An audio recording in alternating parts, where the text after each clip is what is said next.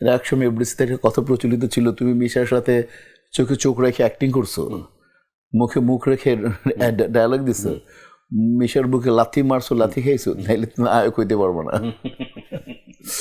তো এটা মানুষ ফান করে বলে এরকম। মানে আমি হয়েছে কি, আমি খুব পরিশ্রমী একটা আর্টিস্ট, তুমি নিজেও জানো। আমি সবসময়, আমি মেধাবী না, আমি খুব ভালো করে জানি। চিন্তা করলাম যে পরিশ্রম দিয়ে তো মানে অনেক সাফল্য আল্লাহ দিয়েছে, ওইটাই করে যাচ্ছে এটা। তো এই যে ভিলেন হিসেবে হোক, প্রতিনায়ক হিসেবে হোক, বা আমি বলবো অভিনেতা হিসেবে হোক, আপনার অভিনীত চলচ্চিত্রের সংখ্যা 800 ছাড়িয়েছে, 700-800 ছাড়িয়েছে গুগল বলে, অলমোস্ট গুগল বলে। গুগল সেই ক্ষেত্রে এতগুলো চলচ্চিত্রের অভিনয় শিল্পী সম্ভবত বাংলাদেশে এখন জীবদ্দশায় বলি বা যেমন করি বলি, আপনিই আছেন আমার সামনে বসে, জি জি, তাই না?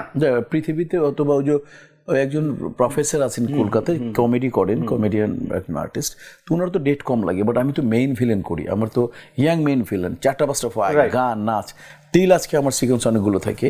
তো আমার হয়তো তুমি পৃথিবীতে যেয়ে নিবা যে মেইন ভিলেন হিসাবে প্রথম থেকে আরম্ভ করে এই 30-35 বছর ধাবত, আমি বলতে চাই না গ্রিনিস বুক এগুলো বলতে চাই না, গেট আপ বলো, গেট আপ, গুলশান গ্রুপের অনেক কম ছবির সংখ্যা দিয়ে, অনেক কম গেট আপ দিয়ে গ্রিনিস বুকে নাম, আমি ওর 3 গুণ হবো মনে হয়। কিন্তু আমার লজ্জা লাগে, আমি দিই না, অন্য কেউ দেওয়া উচিত না। আমার মনে হয় আমাদেরই উদ্যোগ নেওয়া উচিত, এটা আমি আপনাকে এর আগেও একবার বলেছিলাম।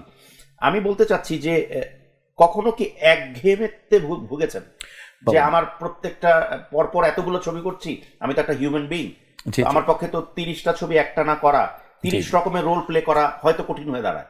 জি, আপনার ক্ষেত্রে এরকম হয়েছে? একঘেয়েমি হচ্ছে দুটো কারণ, একটা হয়েছে অতিরিক্ত ব্যস্ততা, দ্বিতীয় হয়েছে যে মানে সেম প্যাটার্ন অফ মানে ক্যারেক্টার, তো ওই প্রায় কাছাকাছি ক্যারেক্টার, প্রায় কাছাকাছি, তখন হয় নিজের, আসলে আমি কয়বার হাসবো, আমি চিন্তা করেছি একজন সন্ত্রাসী এভাবে হাসতে পারে, আচ্ছা সন্ত্রাসী 3-4 রকম হাসি প্র্যাকটিস করি, আচ্ছা একজন আমার এই ছবিতে একজন এডুকেটেড লোক ভিলান, আমি মাফিয়া কিন্তু হাইলি এডুকেটেড, তো ওর হাসিটা কীরকম হতে পারে, আচ্ছা ওর রুনেসটা কীরকম হতে পারে, ও যখন একটা গুলি করবে তাহলে ওর হাতে কোন রিভলভার আছে, নাকি শর্ট গান আছে, নাকি ওর কাটা বন্দুক আছে, তো এরকম এগুলো অনেক প্র্যাকটিস করে নিজে থেকে নিজে কয়টাই করা যায়। তো ম্যানারিজম, হাঁটার ম্যানারিজম কয়বার করবো, আচ্ছা এরকম সন্ত্রাসী এরকম হাঁটে, একটা মন্ত্রী কিভাবে হাঁটতে পারে, আর যদি একজন মহাজন থাকে বা একজন উপজেলার একজন চেয়ারম্যান কিভাবে হাঁটবে, তো এগুলো করতে করতে করতে যখন দেখি আরে নিজের বেড়া জ্বালিয়ে নিজের আবরণে আবৃত, তো তখন ওই যে তুমি যেটা বললে যে হাঁসফাঁস হয়ে গেছে, একটু অস্বস্তি কাজ করে।